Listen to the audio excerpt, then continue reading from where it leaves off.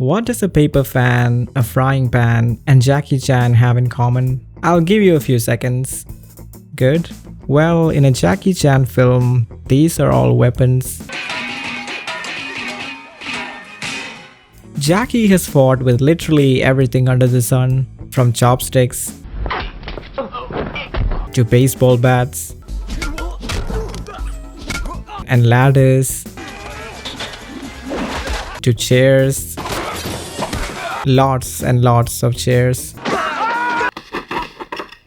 And there's more than one reason why Jackie Chan's fights matter. In the 70s and 80s, most of the mass-produced action movies with worldwide influence were all Hollywood blockbusters. You have your Rambos and your Terminators with action scenes that fully justified the blockbuster nature of it. The stunts were rather explosive. But although these were imperious levels of action, stuff that people had never seen before, it kinda lacked the humane side of action, fight scenes that made the actors seem vulnerable. And this is why in the 70s, people got attracted to another style of action that was brewing in the East. Hong Kong was doing action a bit differently. Enter the Dragon is unmatched in bringing this humane side of action to the world of cinema. But within the midst of the legend of Bruce Lee, a young stuntman would appear on the screen for only a few seconds, who unbeknownst to everyone would go on to change the landscape of action forever. His name, Jackie Chan. In whichever way you see Jackie Chan, be it as just another actor or even in light of a bit of a controversy, there is no denying the greatness of the man, for he was the one who single-handedly changed the outlook of an entire generation towards action movies. But what made him stand out from the rest was not simply the martial arts. I mean, this was Hong Kong at the peak of martial arts cinema. It couldn't have been just that. But rather, Jackie had something else to his name, something which made him authentically himself. What made him different was the way he combined martial arts with comedy. Attention! Stand up! Shoulders back! Chest out!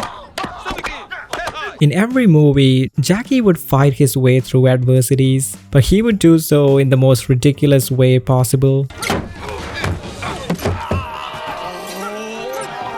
And although Jackie was not the one who invented this subgenre, perhaps something he owes a great deal to one of his idols, Buster Keaton, a legend in his own regard. Jackie was the one who elevated it. And it got to a point where Jackie Chan, a mere stuntman, rose to the level of a household name. If it was an action blockbuster, the names would be Arnold or Chuck Norris. But if it was action comedy, it would always be Jackie Chan.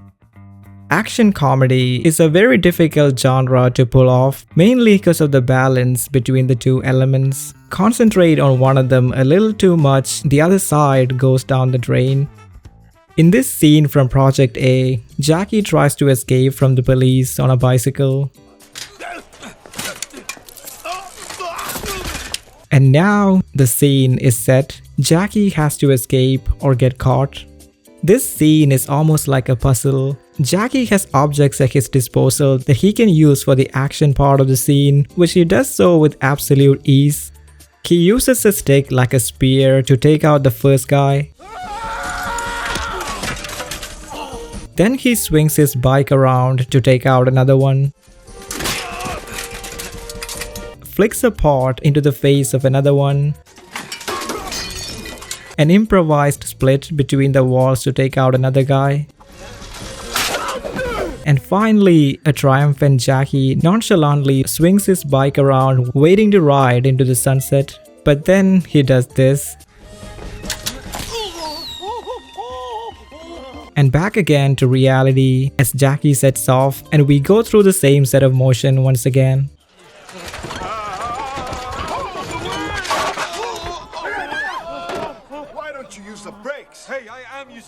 The action and the comedy here are synonymous, a synergy where one cannot exist without the other. And this is just one amongst many scenes where Jackie proves the mastery of the subgenre. In fact, in many ways, he is the genre. Many have tried to balance true authentic action with that almost slapstick style of comedy, but not many have perfected it like Jackie Chan. As director Edgar Wright once said, no matter how many people try to rip off Jackie Chan movies, there's something which they can't rip off, which is Jackie Chan himself.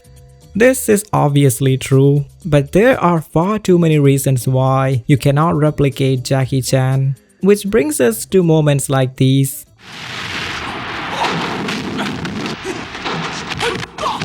To say that Jackie's fighting style is unique is like saying the earth is round. Everyone knows this, but this uniqueness is forced from something that Jackie has gotten good at, like really good at: spatial awareness.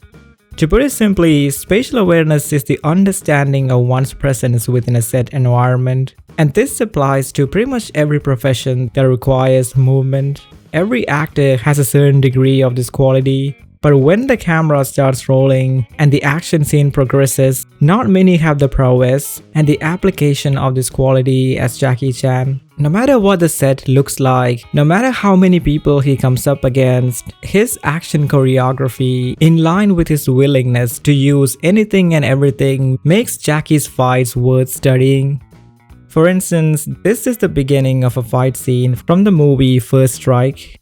Jackie walks into a house to claim his innocence. Get him! Hear me out.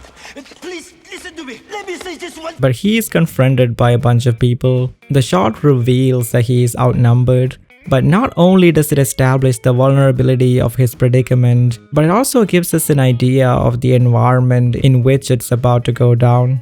A couple more shots to set the scene further, and then the fight commences. Let's beat him up first.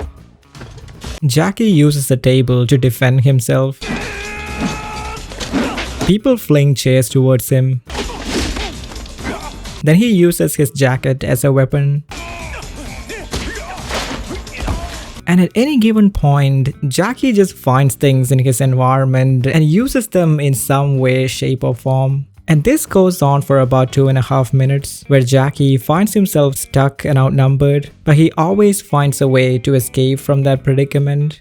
He uses a grand total of 10 objects at his disposal to either defend or fight with. And in the meantime, he jumps off of a scaffolding, does some parkour, and shows some excellent martial arts skills as well. And only then do we get to the ladder scene. And well, when we get there, you know the rest.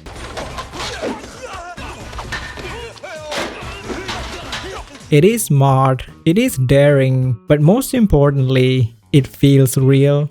And you could extrapolate this to almost any of his stunts, and you'd almost always end up with the same conclusion. In a Jackie Chan fight, the entire set is an assortment of tools for Jackie.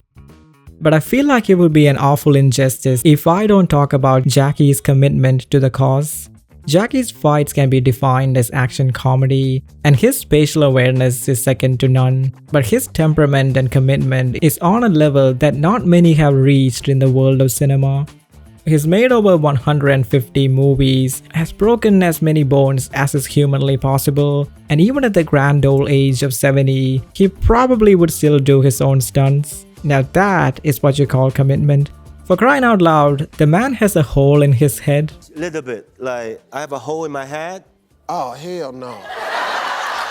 And if you ask your favorite directors what their favorite stunt is, they'd probably pick a Jackie Chan stunt. Like, how can you really top Jackie Chan's kind of shopping mall sequence? Maybe you could make it look better with modern cameras, but you couldn't top the stunt work.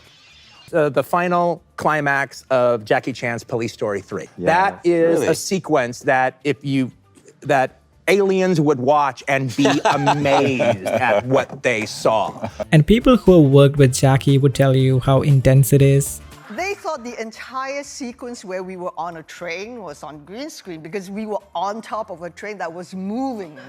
And if you fell off, too bad, bye-bye. Yeah. And this is not to say that Jackie Chan is the only actor who commits to their stunts. Of course not. But I think I read a comment somewhere that defines Jackie Chan perfectly. While there are actors who do their own stunts, Jackie is a stuntman who does his own acting. It is the ending of the Police Story. The stage is set. Jackie waits for the final signal. The camera starts to roll. He takes in a deep breath and jumps. What happens next is arguably one of the most outrageous things you'd ever see from a stuntman, much less a movie star.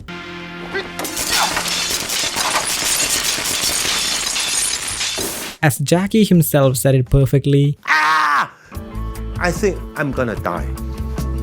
the level of commitment he shows in this scene is not only the definition of putting your body on the line, but it's almost impossible to replicate.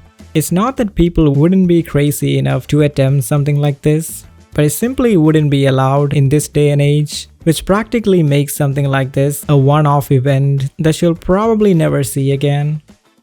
The world of action has evolved into many exciting things, but the human element of it, for the sake of safety, is slowly being removed from it.